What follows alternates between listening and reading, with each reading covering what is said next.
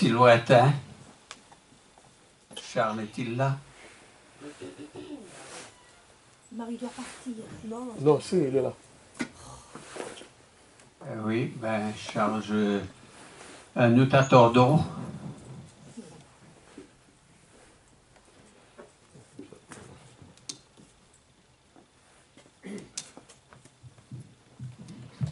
Charles can translate because he's American. And first of all, hello, we are happy with your presence today. Et aussi pour le groupe de Liège, nous sommes très contents qu'il soit là. Charles, tu peux expliquer en deux mots que vu ma vue, j'ai certaines difficultés, mais pas au niveau de la connaissance du Seigneur. Si tu veux, très court. You notice that Jean-Marie has a very serious problem with his vision. He can't see very well, but he's very gifted in the knowledge of the Word, so he's going to give you his sermon, and I'll help if I can. Je suis préparé dans la parole de Dieu et avec mon ministère depuis de nombreuses années, mais ces 2 derniers jours, je me suis préparé à partager quelque chose de solide avec vous. I've been active in the work of the church for many years, but these last 2 days I've been very busy preparing the lesson for today. Bon, on ne pourra pas tout traduire, évidemment, You can't translate everything. mais je voudrais tout de suite dire que j'espère que vous êtes aussi préparés pour votre culte, que les frères n'ont pas attendu de se trouver devant le pupitre avant de chercher un passage, parce que nous devons être prêts, toujours prêts pour le Seigneur. We hope that you are very receptive for the message and that you keep a close watch over the word. Et si nous ne sommes pas prêts, le diable, lui, il est toujours prêt, hein, et il est un lion rusé, et dans la savane, le lion est toujours là en train de guetter sa proie, parce qu'il a continuellement faim. You must be careful because the devil is always on the watch. He's always there looking for, as the lion in the savannah in Africa, always looking for prey. Je ne veux pas nécessairement parler de l'Afrique, mais j'y suis allé plusieurs fois. Je n'ai pas chassé le lion parce que je n'étais pas là pour un safari, mais pour prêcher la parole de Dieu dans plusieurs pays d'Afrique. In Africa, I've been there several times to preach in several countries, but I didn't go chasing lions. I wasn't there with the safari, I was there to preach the word. J'ai prêché pendant un grand nombre d'années. Je me suis rendu presque dans tous les pays du monde où on parle français, à l'exception, bien sûr, du territoire qui est le plus loin. Mais Dieu a son plan pour toutes les nations du monde. C'est un peu long. Hein? I've been traveling and preaching in practically all the countries that are French-speaking, with the exception of the furthest ones. I suppose he means Tahiti and so forth. Quand je disais que le diable était toujours un lion rusé, il est toujours prêt. Et l'apôtre Paul nous met en garde en disant que ce qui a été écrit l'a été pour notre instruction. Et dans ce qui a été écrit, il y a beaucoup d'exemples là où le diable s'est attaqué à ceux qui étaient du côté de l'Éternel. The devil is like the lion, always around looking for prey, and the Apostle Paul warns continually in his epistles about the danger, and we must keep ourselves aware. And I can't think of the English word, but Nous pensons aujourd'hui que les dangers principaux sont ceux que nous entendons dans l'actualité. J'aime l'actualité avec la réunion des journalistes pour commenter chaque jour ce qui s'est passé. We are bombarded all the time with the current events, with all of the suffering and the war and everything about, and on television we have the journalists getting together to discuss all this. Oui, c'est toujours un grand problème, toujours de grands dangers. Nous sommes informés par l'actualité, mais le plus grand danger est un danger qui est sous-estimé par le monde, c'est celui de notre condition spirituelle, parce que l'éternité, c'est quelque chose de très long. We're always confronted with danger, and of course even Russia might eventually come this way, but our biggest problem is our spiritual life, the dangers that we face with regard to our spiritual life. C'est vrai que nous avons, depuis la dernière guerre, eu une grande période où sur notre continent il n'y a pas eu de guerre, et quelquefois nous sommes endormis, nous sommes peureux d'entendre parler de choses qui sont tragiques dans plusieurs pays du monde. Since the last World War, we've had a peaceful time and people have become rather complacent, but we are always confronted with possible danger, particularly at this time with the wars around us.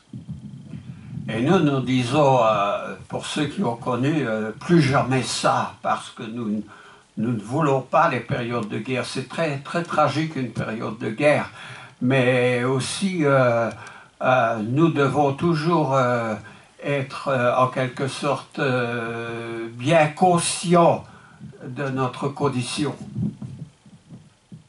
That was long, see. Ouais. We have to always be aware of the danger that's facing us, and we have all of our concern and worries. Et aujourd'hui, on a tendance à consacrer beaucoup d'argent pour tout ce qui concerne les choses de guerre. Je ne dis pas que c'est pas une bonne idée, mais ce que je dis, c'est que pour les choses de Christ, les chrétiens, d'une manière générale, sont un peu timides dans la manière de donner ce qui est nécessaire pour que l'œuvre de Christ soit vivante. At this time, the governments and our government are giving great amounts of money for the war effort throughout the world. But we have to be careful because we're not giving enough for the evangelization and spreading the gospel. We have to be very careful to make sure that we are contributing. On parle facilement de milliards pour les choses de guerre, et je sais que toutes les choses coûtent très cher, mais nous devons discerner les valeurs aussi, et l'évangile est une valeur, une grande valeur. Yes. He's continuing to say that the billions of dollars that are spent in the war effort, but again, as he says, we have to be careful ourselves to prepare for spreading the gospel and spending money for the faith. La condition de notre foi est quelque chose dont on ne peut pas dire plus jamais ça, mais c'est quelque chose que nous devons vivre quotidiennement pour garder les cellules dans notre cerveau actives. Our faith is very important. We have to keep working at it, to keep the cells of our brain working and keeping our faith active and walking in the faith. Alors c'est vrai que nous ouvrons notre Bible, nous connaissons tous ce qui est appelé le plan de la rédemption. we all know the plan of redemption. We open our Bible and we know where to find the passages. Mais nous voyons qu'au départ du premier homme, de la première femme dans la Bible, ceux-ci et ceux qui suivirent ont été toujours troublés par celui qu'on appelle l'adversaire. Ever since the first man and woman, Adam and Eve, the humanity has always been fighting and always confronted with the adversary, which is, in Greek, adversary means the devil, Satan. Alors, bien sûr, on connaît à partir d'Adam et Ève, de Caïn et Abel, ces histoires, et d'autres histoires qui ont suivi. Il y a un personnage qui est très souvent nommé dans le Nouveau Testament qui s'appelle Noé. Of course, we read about Adam and Eve and all of the miseries and hardships these people went through, but particularly the story of Noah and the ark is very full of meaning for us. Il n'est pas dit grand-chose concernant Noé. Nous savons qu'en Genèse chapitre 6, le plan de Dieu en ce qui concerne l'arche de Noé est très lisible. In chapter 6 of Genesis, we read about the ark and Noah. Mais dans le Nouveau Testament, Noé est également cité quand vous allez dans les épîtres de Pierre, l'épître de Jude et dans beaucoup d'autres passages. Il est indiqué que Noé était un homme juste et qu'il est rappelé que la population de ce temps-là était une population méchante. Well, again, in the New Testament, in Peter and the apostles often mention Noah, and of course there's the figuration of Christ saving the world and all the people who were completely condemned and swept away by the flood. Nous rappelons-nous comment Noé est appelé par l'apôtre Pierre, l'homme juste, Noé le juste. Peter says that Noah was a man that is just. That means, well, I suppose it's just in English too. Yeah. Il est juste parce qu'il a prêché ce que Dieu voulait qu'on prêche. Et nous pourrions résumer ça par un seul mot, la justice. Yes, he preached the word of God, and we can resume this by saying that he was. It was justice, being just for him. Un autre personnage qui est nommé, mais nous n'allons pas nous étendre parce que vous en avez la connaissance, il s'agit d'Abraham. Another important person, of course, is Abraham. Et presque tout de suite après, quand nous allons dans Pierre, il est question de Sodome et Gomorrhe. When we go into Peter, we see the story of Sodom and Gomorrah. Pourquoi? Parce que, bon, nous connaissons l'histoire, mais il y a ce danger à répétition de cette situation que Paul dénonce dans l'Épître aux Romains et qui est contraire aux bonnes choses. Also, Paul in Romans, as well as Peter, talks about the danger of Sodom and Gomorrah and how the sin of this world remains. Mais l'apôtre Pierre aussi, parce que j'en fais un peu allusion ce matin, tout en mentionnant Gomorrhe, Sodome, les autres villes voisines, fait mention d'un personnage aussi qui a souffert. Il s'agissait de Lot et sa famille. And of course with Sodom and Gomorrah, we approach the story of Lot and his wife, Lot, of course, being saved, but his wife looked back and changed to a pillar of salt. Et là, il est dit que Lot vivait au milieu de ce désordre, mais Dieu l'en a extrait. Lot, of course, lived here in the midst of all this terrible, sinful life, but he was with God. Alors je sais, mon frère, que tu as tort pour lire, mais tu peux déjà te préparer en 2 Corinthiens 4 pour ce qui suivra ce que je dis là.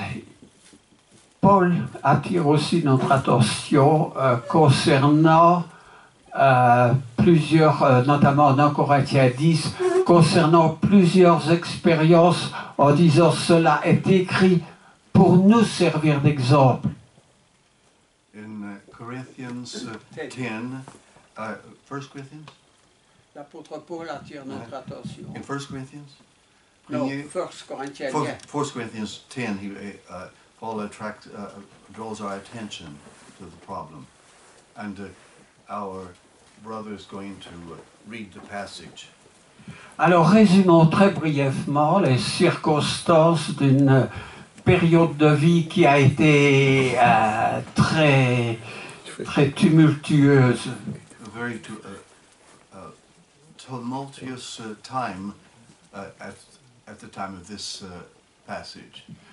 Lorsque Dieu a extrait son peuple du pays d'Égypte, When God drew his people out of Egypt, après avoir mis tous les dieux à genoux par les 10 plaies qui s'en étaient suivies, after combating the false gods of the Egyptians with 10 plagues, la délivrance arrive pour le peuple d'Égypte, mais aussi de grandes épreuves. they had the deliverance, but now they had great burdens and tests in the wilderness. Il fait appel à la révolte de Corée et je me demande si plusieurs de ces noms qui sont cités sont même imprégnés dans nos esprits. Of course, in the wilderness there was the rebellious group of Koré, if you recall. Je peux dire que pour la plupart de ces épreuves qui sont mentionnées, il s'agissait de rébellion contre Dieu, de rouspétance, comme nous disons. The people were murmuring against God and complaining in this rebellious state. Alors oui, il y avait une rivalité avec Moïse et avec beaucoup d'autres qui auraient voulu prendre sa place ou qui n'aimaient pas tout simplement ce que Moïse disait. Moïse, as the leader, he had to confront a lot of rivalry, people who wanted to take his place and that created trouble. Mais il s'en est suivi que la famille de Corée, au nombre de 250, ont subi le châtiment de Dieu. 250 people with Koré, they were punished by God for their rebellion. Et quand Dieu a puni Corée, je reprends ici les faits principaux, beaucoup dans le peuple d'Israël se sont manifestés, ont dit mais Dieu, c'est pas juste ce que tu fais là. Of course, when Koré was punished and they were put to death, many of the Israelites said, God is not fair, he should not punish us so much. Alors Moïse, comme dans un cercle, a mis tous ces gens avec Corée qui rouspétaient. Il y avait, dit la Bible, 14 700 personnes qui s'étaient joints à Corée dans cette rébellion. There were 14,000 people who joined Koré in this rebellion. Et Dieu a fait retirer ceux qui lui appartenaient et d'un coup la terre s'est ouverte et comme il est dit dans la Bible, la bouche de la terre a avalé toutes ces personnes qui étaient en rébellion. The people who were just and were not with Corée were withdrawn to a side, and all of the people with Corée, the earth opened like an earthquake, and these people all fell into it. Puis après ça, il y a eu la rébellion où Dieu a dû envoyer des serpents. And then, of course, there was rebellion, and then God sent the serpents, the snakes. Et puis il y a eu Baal-Péor, Massa, il y en a eu de la débauche. Une fois pour la débauche 23 000 et une autre fois 24 000 personnes qui ont péri. 20,000 and more people were punished because of 24 000 la deuxième fois. yeah, the second time. Yes, okay. Alors, si Dieu devait par miracle faire ouvrir la bouche de la terre pour avaler tous ceux qui sont en contestation avec lui aujourd'hui, il n'y aurait plus grand monde sur cette planète. If we had such an earthquake and an opening of caverns today, we would not find many people left if all of the sinful people were put away.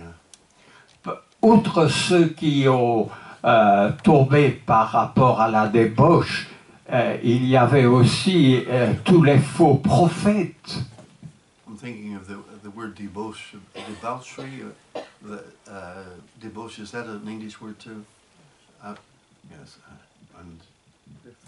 And the false prophets. And of course we still have the false prophets. Et alors là, nous entrons dans une seconde période de la Bible où Jérémie et les grands prophètes ont dénoncé ces erreurs données par les faux prophètes.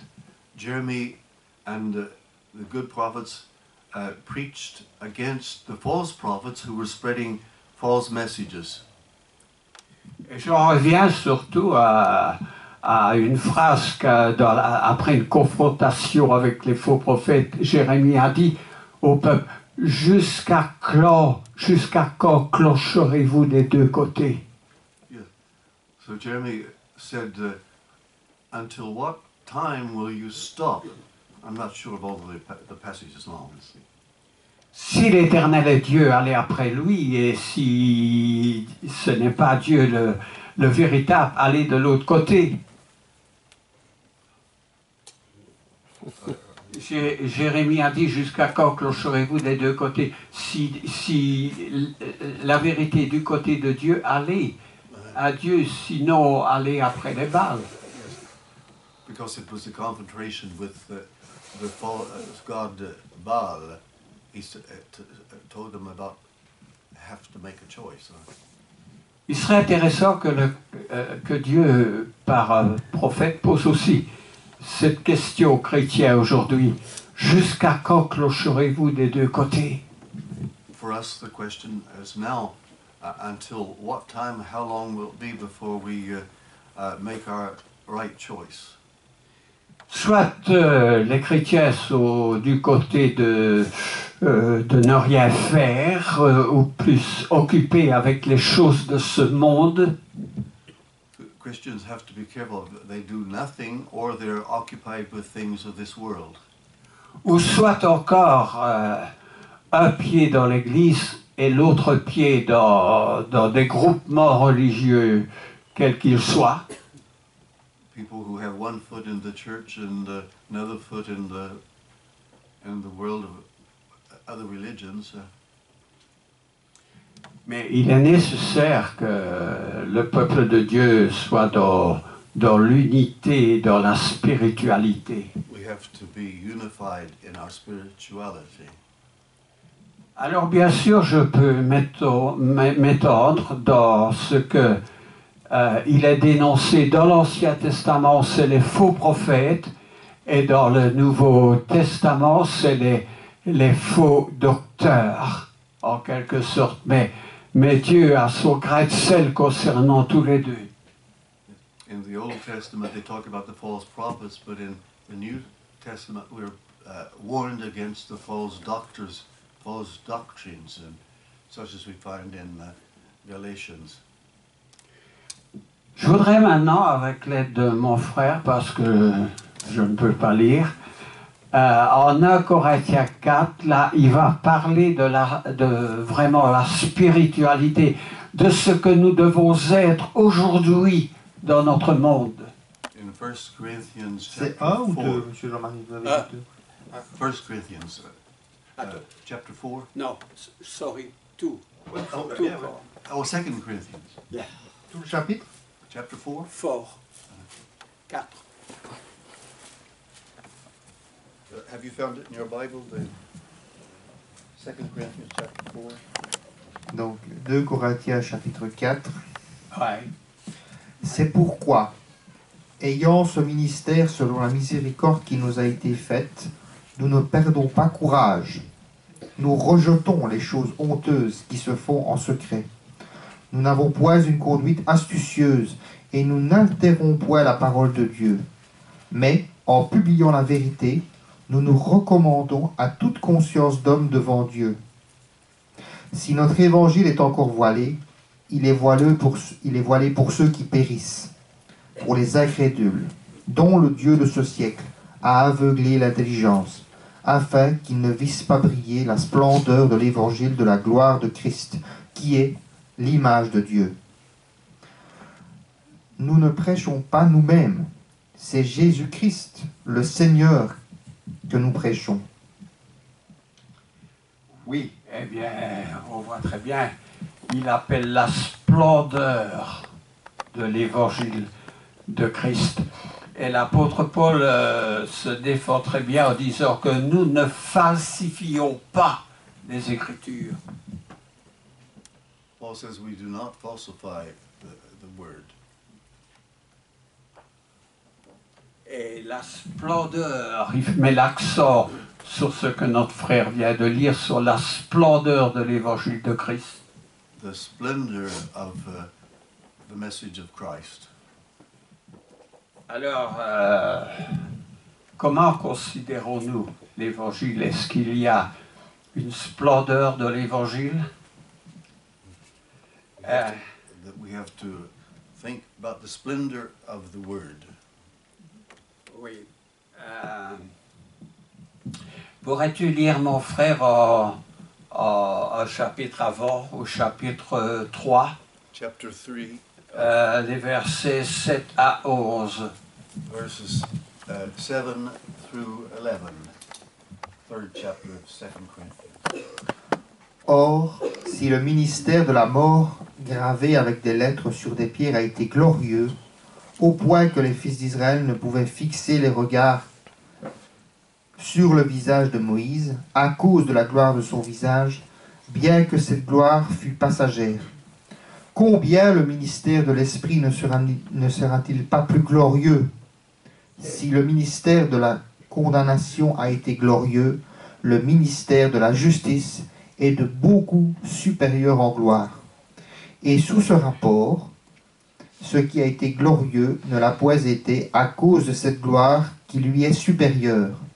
En effet, si ce qui était passager a été glorieux, ce qui est permanent est bien plus glorieux. Ce qui est permanent, c'est l'évangile de Dieu aujourd'hui. What is permanent is the gospel of Christ for us today. Et comme Paul dit, nous n'altérons point la parole de Dieu. And as Paul says, we do not change or alter in any way the word of God. Et il dit que les choses de l'évangile sont bien plus glorieuses en gloire que ne l'était la loi de Moïse. He says that the glory of the gospel surpasses what Moses did and wrote. Parce que la loi de Moïse était un ministère de la mort et c'était avec des lettres de pierre, de la pierre dont l'écriture était. The message of the law of Moses was a law of death. Yeah. Alors, nous devons avoir beaucoup de considération pour ce ministère qui est glorieux aujourd'hui, le ministère de l'Évangile. J'ai relaté sous des faits antérieurs de la loi de Moïse, beaucoup ont succombé à la tentation. As we mentioned before, at the time of Moses, many succumbed and fell in their rebellious and sinful state. Mais le ministère sous lequel ils étaient est un ministère qui a pris fin. L'apôtre Paul explique très bien aux Hébreux. With the new alliance, the new covenant, this old covenant came to an end and was fulfilled by the new. Parce que en ce qui concerne le péché, l'expiation dans ce système était confiée à des hommes qui étaient sujets à la faiblesse. In the old law, the sins of men were handled only by men, the priests. Mais le ministère de l'Esprit de la Nouvelle Alliance a pour souverain sacrificateur Christ.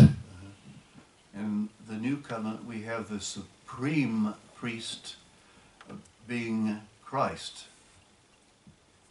Et évidemment, cet ancien système avait pour l'expiation besoin de sacrificateurs et d'animaux qui étaient égorgés pour une rémission temporaire des péchés. The pardon of sins in the old covenant was it was necessary to slaughter animals for the blood, for the sacrifices, to blot away their sins. Mais le ministère de la Nouvelle Alliance n'a plus besoin de renouvellement de sacrifice parce que c'est Jésus qui, une fois pour toutes, a offert le sacrifice. Unlike the Old Testament where they had to continually slaughter animals for sacrifices, we have Christ who was sacrificed for us for one time, and that suffices. Et puis je dirais brièvement que le ministère de l'Ancienne Alliance avait une sacrificature selon l'ordre d'Aaron. In the Old Testament, they had the ministry, the sacrifice of Selon l'ordre d'Aaron. l'ordre d'Aaron. Oui. Mais la nouvelle sacrificateur de Christ est sous l'ordre de Melchisédek. Melchizedek, another man mentioned in the Old Testament, it was his order that Christ follows. Et évidemment, ce n'est qu'un rappel ici parce que pour les chrétiens de Verviers, nous avons tous les mercredis des études où nous voyons très bien cela en détail. Donc je sais que pour ceux qui étudient la Bible régulièrement, cela aura une grande signification. On Wednesday evening here at the church, we have a Bible study, and we deal in detail and in depth the study of the Word and the subject that we're discussing now. Très bien. Alors, étant armé d'une telle force, on lit encore en 2 Corinthiens chapitre 4, 2 Corinthians chapter 4, le verset 15 ou 16 jusqu'à la fin du chapitre. 15, 16 verses until the end of the chapter.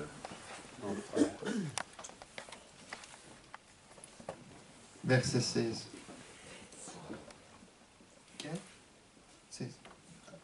C'est pourquoi nous ne perdons pas courage.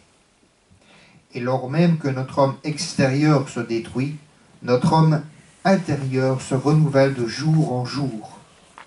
Car nos légères afflictions du moment présent produisent pour nous, au-delà de toute mesure, un poids éternel de gloire. Parce que nous regardons non point aux choses visibles, mais à celles qui sont invisibles. Car les choses visibles sont passagères et les invisibles sont éternelles. Nous regardons non point aux choses visibles. We don't look at the things that are visible. Et tous ceux qui sont tombés, dont on a énuméré les noms, regardaient non pas à ce qui est invisible, mais à ce qui est visible. When we're talking about those who fell in the wilderness, they were not looking for the eternal, invisible things. They were only looking at the physical, visible things. Il dit bien, les choses visibles sont passagères, mais les invisibles sont éternelles. Visible things are passing, they're temporary, but spiritual things are eternal. Alors il est important dans notre vie spirituelle de considérer les choses qui sont non pas visibles, mais éternelles. In our spiritual life, we have to watch and keep our eyes on the eternal things that are invisible. Je disais qu'on est tous affligés de quelque manière, We are all afflicted one way or the other. que nous sommes tous éprouvés. We're all tested. On peut être éprouvé, mais rester serein, confiant et même joyeux. We have to be serene, joyful, and in our life. Mais pour cela, il faut établir des priorités. So we have to set up priorities in our life. Pour ce qui concerne tous les dangers, la Bible nous met en garde. The Bible tells us that we have to be on our guard for these in our life. Si nous voulons être informés concernant les choses de l'actualité, il suffit d'ouvrir les médias par TV, radio, journaux. To keep informed about the present things that are happening, we simply turn on the radio, watch television. À mon âge,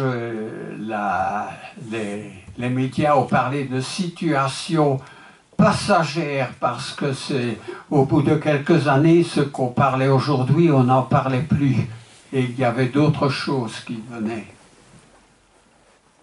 He says that with his age, he's always noticed that the things that are on alarming things on television and things that are happening now are always temporary. We go on to another situation further on.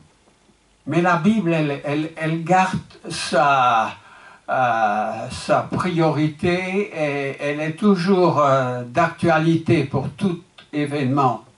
But the Bible is not temporary. It always keeps its truth and it's there for us always. Dans notre vie, nous allons tous connaître des situations suivant nos âges et les conditions. In our life, depending on our age and circumstances, we experience things. Je suis passé par beaucoup d'épreuves et je n'ai pas le temps de les énumérer toutes, mais en toutes circonstances, je reste serein et joyeux parce que j'ai l'œil de la foi. In my life, I've gone through a great number of hardships and problems, but I remain full of joy with Christ and the Word. Et chaque jour, chaque semaine, je suis comme une grande lampe, ce qu'on appelle une lampe de poche. And I remain just like a great flashlight with the light in the darkness. Et vous savez, aujourd'hui, les nouvelles lampes de poche, il y a un côté du fil qui va dans la prise de courant et l'autre côté dans la lampe pour recharger la lampe. Et on peut la recharger tous les jours. With our flashlights these days, we have the cord that we can always recharge it. J'ai besoin d'une telle lampe de poche aujourd'hui pour voir un tout petit peu dans la parole de Dieu. I need a special lamp today so that I can see the verses of the Bible. Mais chaque jour, chaque semaine, je suis rechargé par la parole de Dieu. Every week I have my battery recharged with the Word of God. Et que ce soit la condition de ma vue ou mon cancer ou une autre, ces choses-là sont toujours secondaires par rapport aux choses qui se trouvent dans l'excellence de la parole. Regardless of my cancer and my vision problems, the important thing is the Word. Et les épreuves qui nous affectent, qui m'affectent, n'ont jamais une grande incidence sur ma vie. All of these troubles and hardships that I go through do not affect my spiritual life. Parce que je confie à Dieu les problèmes. I confide in God with these problems and I trust in God. Et je crois que Dieu est puissant assez pour prendre en main et pour être à nos côtés. God is powerful. He's there and He can take in charge our problems and help us.